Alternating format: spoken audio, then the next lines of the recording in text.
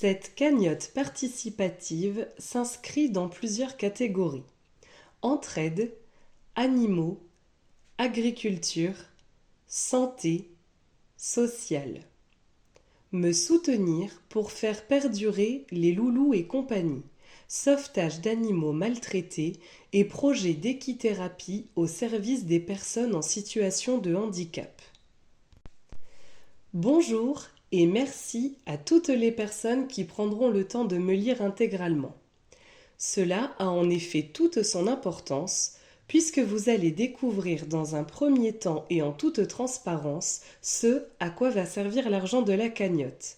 Puis, dans un second temps, je vous livre une partie de mon histoire, celle qui vous permettra de comprendre comment tout a commencé, puis les étapes parcourues qui, de fil en aiguille, m'ont amené jusqu'à aujourd'hui.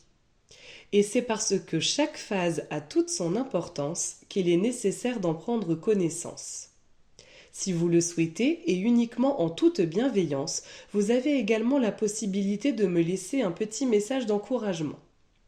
Aussi, il me semble important de préciser qu'en 15 ans, c'est la première fois que je fais appel aux dons. J'ai en effet jusqu'ici assumé l'entièreté de mes sauvetages avec mon argent personnel. Aujourd'hui, cette cagnotte représente ma dernière chance d'avancer avec mes animaux et de faire évoluer le projet. Donc de la part des loulous et compagnie, vous en comprendrez mieux la signification en avançant dans la lecture, un immense merci à toutes les personnes qui généreusement nous offriront ne serait-ce que 1 euro, car même si cela paraît bien peu, c'est l'union qui fait la force. À ceux qui nous mettront du baume au cœur en nous encourageant par quelques mots ou par des pensées positives. À toutes les bonnes âmes ayant croisé notre route durant ces 15 dernières années et qui nous ont soutenus de diverses façons. Mais aussi à ceux qui nous ont mis des bâtons dans les roues. Nous leur prouvons que tout est réalisable lorsque l'on y croit. À ceux justement qui ont cru en moi et qui m'ont encouragé à aller de l'avant. À ma famille et mes amis proches et tout particulièrement à ma maman et ma mamie sans qui rien n'aurait été possible. À mon petit garçon pour l'amour et la force qu'il me donne au quotidien et le partage de passion qui s'opère entre nous. Et un immense merci à Loustic, Caramel et Ilbiri, toujours présents dans notre cœur et nos souvenirs, ainsi qu'à Mélodie, Nistos et Tania, pour tout ce qu'ils m'apportent d'indéfinissable chaque jour. Concrètement, à quoi vont servir les dons récoltés ?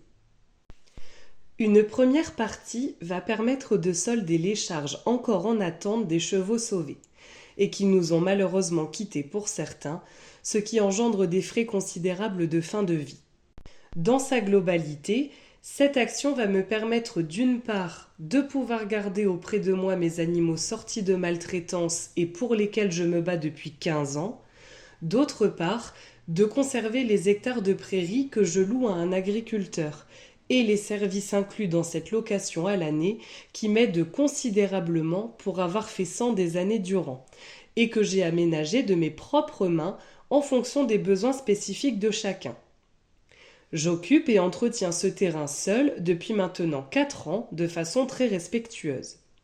Enfin, il me sera également possible, dans un futur plus serein financièrement parlant, et au nom de l'association Les Loulous et compagnie, de réitérer de nouveaux sauvetages et hébergements en conséquence. Il est en effet regrettable mais réaliste que le nombre d'animaux nécessitant de l'aide en raison de maltraitance soit très élevé. Le règlement de ces charges en attente me permettra également de pouvoir bénéficier d'une proposition émanant de l'agriculteur à qui je loue déjà le prêt. En effet, connaissant mon sérieux et ma détermination, ce dernier me propose une aide considérable dans l'avancée de mon projet de vie, que je tente de mener à bien depuis une bonne dizaine d'années. Il s'agit d'un logement attenant à sa ferme écurie, pensé pour l'accueil des animaux et possédant déjà toutes les installations équestres nécessaires au bon développement de mes objectifs. Cela me permettrait de me rapprocher encore davantage de mes petits protégés, mais surtout d'allier mon vécu, mes connaissances, mon travail actuel, accompagnatrice de vie quotidienne et sociale auprès d'une personne en situation de grand handicap, et ma passion dans un projet commun d'équithérapie. Soins psychocorporels qui s'appuient principalement sur le corps et sur les émotions, avec le cheval comme médiateur. Habitation et structure compatibles avec l'accueil d'un public à mobilité réduite. Afin de pouvoir réaliser ce projet professionnel, il me faudra encore me former davantage en équithérapie pure et en communication animale, un don que je me suis découvert au fil des années avec les chevaux.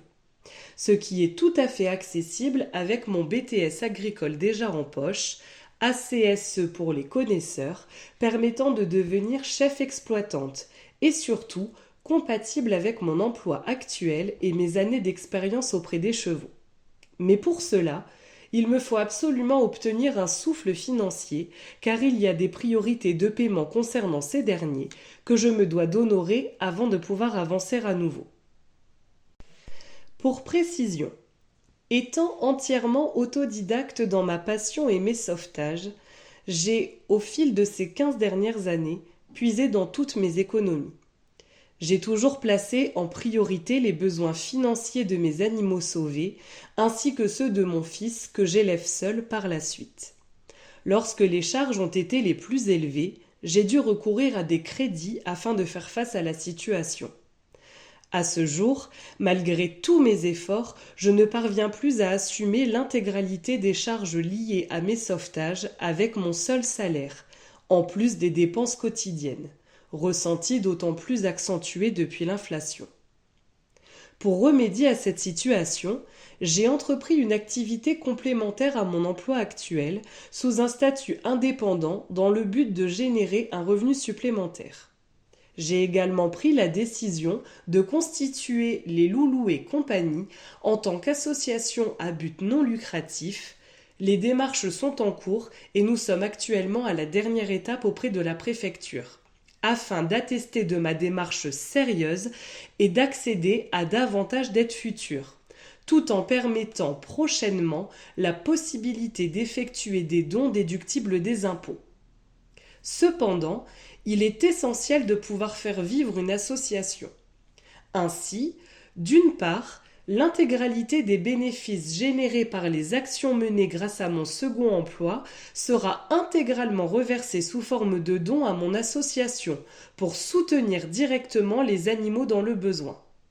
D'autre part, je m'efforce actuellement d'obtenir un petit financement afin de constituer un stock suffisant en vue d'organiser plusieurs initiatives, comme par exemple des marchés de Noël au nom de l'association. Pour comprendre mon histoire, il faut faire un petit bond dans le temps de 15 ans. Cela aurait pu être une jeunesse tout ce qu'il y a de plus ordinaire. Une jeune fille diplômée du bac littéraire qui souhaite poursuivre ses études supérieures afin de venir en aide aux enfants handicapés. Et puis un jour, le téléphone sonne. On annonce à ma maman que son papa, qui était en fin de vie, vient de nous quitter. Mon grand-père, en somme. Malheureusement, nous ne nous fréquentions que très rarement. La vie n'est pas toujours idéale. Jean, de son prénom, possédait plusieurs chevaux. Je me souviens, petite, en avoir rencontré quelques-uns. Avant de partir, et se sachant très malade, Jean avait confié ses chevaux au père. Contrat de mise à disposition d'un cheval auprès d'un centre équestre pour les activités d'enseignement, dans l'idée qu'il soit entretenu correctement le temps de se soigner. Car oui, les chevaux demandent beaucoup de temps, d'investissement personnel et financier. Bien plus que beaucoup ne l'imaginent. À son décès, les chevaux lui appartenant faisaient partie de l'héritage global de ma maman. Au nombre de 4, 2 ongres et 2 juments. Alors, nous nous sommes mis à leur recherche. Stupéfaction totale quand nous découvrîmes ce qu'il avait été fait d'eux. Conditions de détention inadaptées, voire carrément inacceptables. Sous-nutrition entraînant carences en tout genre, ou pas de nourriture du tout. Absence d'eau et d'abri, qu'ils soient naturels ou non pour certains, tondus et non couverts en plein hiver pour d'autres, sans aucun moyen pour se réchauffer, ou encore laissés sans congénère dans un carré de boue avec clôture dangereuse pour seule maison. Absence partielle ou totale de soins professionnels, pourtant indispensables, d'autant plus sur des chevaux travaillés. Nous pouvons notamment citer la maréchalerie pour l'entretien des pieds, la dentisterie, l'ostéopathie, les visites vétérinaires, ne serait-ce que pour les vaccins, les vermifuges et autant que nécessaire en fonction des éventuels problèmes ou blessures du quotidien, qui peuvent être rapidement importants sur de tels animaux. Notons que, malgré leur carrure imposante, les chevaux sont des animaux très sensibles et leur domestication reste délicate. Nous avons également constaté de la maltraitance physique, plaies, traumatismes, brûlures, vers sur infection, infligées par la main ou à l'aide de divers accessoires.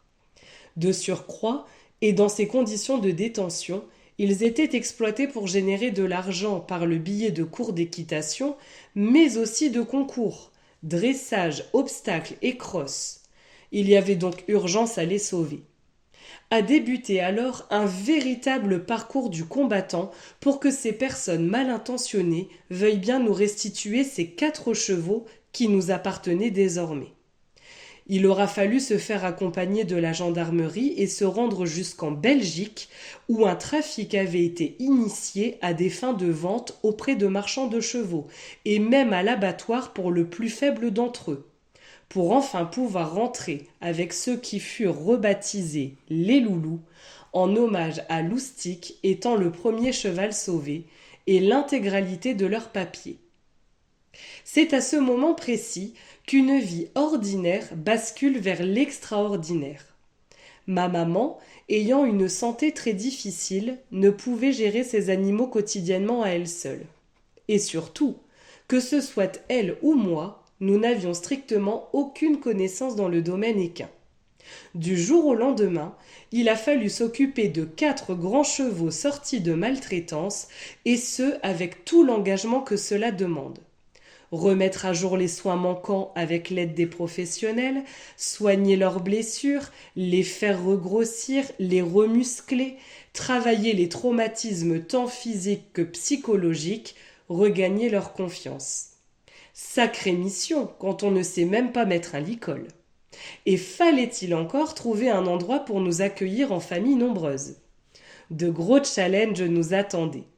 Toutefois, l'essentiel pour nous était d'œuvrer autant que possible pour le bien-être de nos nouveaux compagnons de route. En effet, à nos débuts, nous avions acté pour un bout de route ensemble. Il faut quand même se le dire, un cheval au quotidien coûte très cher à entretenir, toutes dépenses confondues. Alors imaginez cela multiplié par 4. Je tiens d'ailleurs à remercier à travers cet écrit la Fondation Brigitte Bardot qui nous a aidés et soutenus à 2 reprises. Je me suis investie corps et âme auprès de ces animaux dans le besoin, de leur vrai nom, Loustic, Ilbiri, Mélodie et Nistos. Je les ai observés des heures durant, j'ai questionné tant de professionnels, je me suis documentée continuellement. Livres, vidéos, recherches internet, et à force de nombreuses remises en question, de travail sur moi-même, de beaucoup d'amour, de patience, d'investissement et de persévérance, j'ai tout appris. Et ils m'ont beaucoup appris, au fil des années, en réel autodidacte. Je leur ai parlé, et ils m'ont répondu à leur façon. Un long chemin, loin d'être un fleuve tranquille, mais si riche que je me suis découvert un amour inconditionnel envers ces animaux en particulier, mais aussi tous les autres et la nature. Au point que cela en devient vital pour moi, totalement nécessaire à mon équilibre personnel, comme une bouffée d'oxygène dont on devient dépendant. C'est à ce moment que j'ai décidé de changer mes plans de carrière.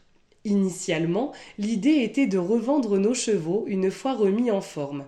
Évidemment, à contre-cœur, uniquement dans un souci financier sur le long terme. Toutefois, nous avions pris la décision de garder auprès de nous Loustic, qui avait le plus de problèmes de santé suite à sa maltraitance.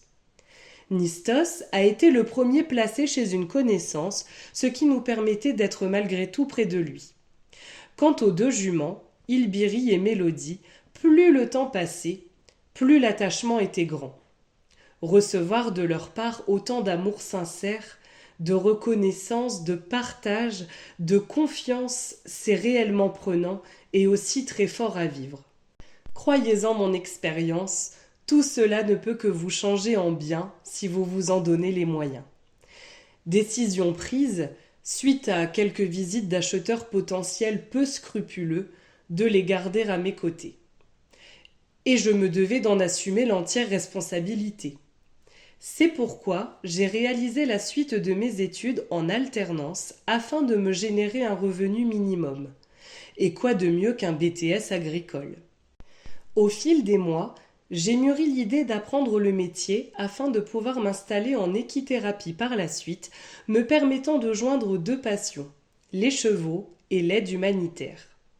Pas si simple quand votre famille n'est pas du milieu agricole, qu'il vous faut un budget conséquent pour construire le projet et que vous êtes une femme novice entourée d'hommes formés. Et c'était sans compter sur une crise agricole, économique et un Covid. Tant d'épreuves qui ne m'ont pas empêché d'obtenir mon diplôme et d'enchaîner les emplois en ferme et même d'élargir mes compétences en commerce agricole et de produits régionaux. Sur mon chemin de vie sont arrivés deux nouveaux sauvetages. Un jeune cheval, Caramel, 5 ans à l'époque, et une chienne berger malinoise qui avait 2 mois et qui en a 12 aujourd'hui. Enfin, un second chien et des chats accueillis par ma maman. D'autres animaux auront été également aidés, mais sans les avoir sur place au quotidien. C'est alors, dans un souci de gagner davantage d'argent, que j'ai réalisé plusieurs années en usine automobile, à la chaîne en 2x8 et même de nuit, ne me plaignant jamais d'effectuer de nombreuses heures et journées supplémentaires pour que mes petits protégés ne manquent jamais de rien. Tout en m'occupant de chaque jour et des installations, j'ai parfois effectué 3 heures de route journalière pour assurer de tous les côtés. J'ai changé 5 fois d'habitation et je les ai déménagés jusqu'à 11 fois en 15 ans pour leur offrir toujours mieux. Pendant la crise du Covid, j'ai perdu mon emploi, étant intérimaire à ce moment-là. J'ai rebondi en me faisant embaucher cette fois-ci en restauration rapide. Employée polyvalente dans un premier temps, j'ai souhaité évoluer en tant que chef encadrante d'équipe puis adjointe manager. J'ai passé les étapes sur 3 ans dans l'objectif de devenir manager de restaurant et ainsi mieux gagner ma vie, pour à terme accomplir mon rêve d'avoir ma propre ferme et continuer à assumer l'entièreté des charges de mes compagnons, d'une vie désormais. Jusqu'au jour où, n'ayant jamais compté mon investissement comme dans tout ce que j'entreprends, le burn-out est arrivé. J'avais supporté une grossesse et un accouchement pas de tout repos entre-temps et évolué dans un environnement professionnel néfaste.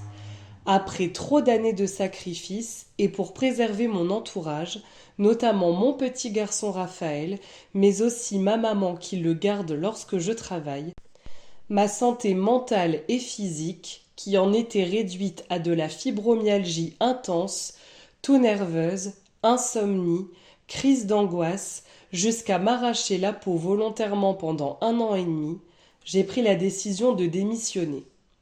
2 mois rudes financièrement parlant se sont alors écoulés. À la suite d'une démission, tout l'argent cotisé ne vous est pas versé. Et puisque dans la vie, rien n'arrive au hasard, je suis aujourd'hui assistante de vie quotidienne et sociale auprès d'un monsieur en situation de grand handicap, nécessitant une présence et des soins particuliers 7 jours sur 7, 24 heures sur 24. J'en reviens donc au milieu professionnel vers lequel je souhaitais me diriger au début de mes études. Et puisque les chemins ne se croisent jamais pour rien, le monsieur dont je m'occupe affectionne lui aussi les chevaux et souhaite faire de l'équithérapie. De plus, nous côtoyons des groupes d'entraide mutuelle handi-valides qui seraient tout à fait intéressés par cette activité pour leurs bénéficiaires. C'est pourquoi je pense que c'est le bon moment pour allier ma passion, tout en répondant favorablement aux besoins de sauvetage, avec mon travail actuel dans un projet commun d'équithérapie. Aussi, l'argent généré par cette activité complémentaire, ainsi qu'à mon travail d'indépendante, me permettra de régler les charges quotidiennes de tous mes protégés et de faire vivre mon association. Et tout ceci pourra être mis en place une fois arrivé dans mon nouveau logement, qui sera autant adapté aux humains que mon terrain l'est pour mes animaux depuis pas mal d'années désormais.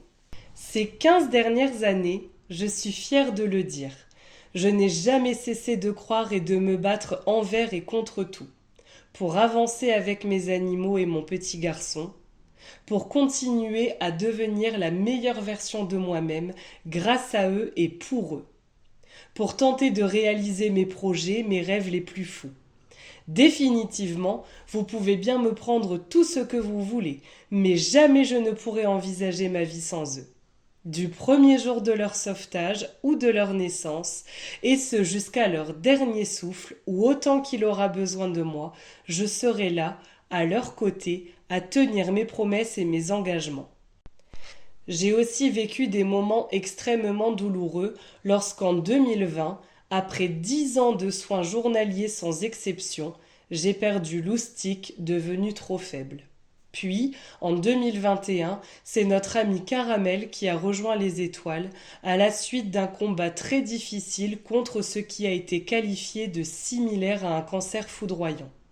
C'est enfin en 2023 que ma plus vieille partenaire Ilbiri a rejoint le paradis à l'âge de 28 ans, des suites d'une maladie couramment rencontrée chez les vieux chevaux. Tant d'épreuves où il m'a fallu être forte pour eux, mentalement, physiquement et financièrement, mais aussi pour Nistos, 25 ans aujourd'hui, est revenu à nos côtés une seconde fois à l'âge de 19 ans, et Mélodie, 26 ans, tous deux encore présents avec Tania, ma malinoise de 12 ans. C'est pour que ces 15 ans ne soient pas vains, pour que Mélodie, Nistos et Tania puissent encore s'épanouir jusqu'à la fin à mes côtés, pour que d'autres sauvetages puissent avoir lieu dans le futur, pour que les bienfaits prodigués par les chevaux profitent au plus grand nombre au travers de l'équithérapie, pour que l'intégralité de mon projet de vie puisse enfin voir le jour, que je fais appel à votre générosité. De tout mon cœur, merci. Et définitivement, l'amour est bel et bien dans le pré. Sarah, les loulous et compagnie.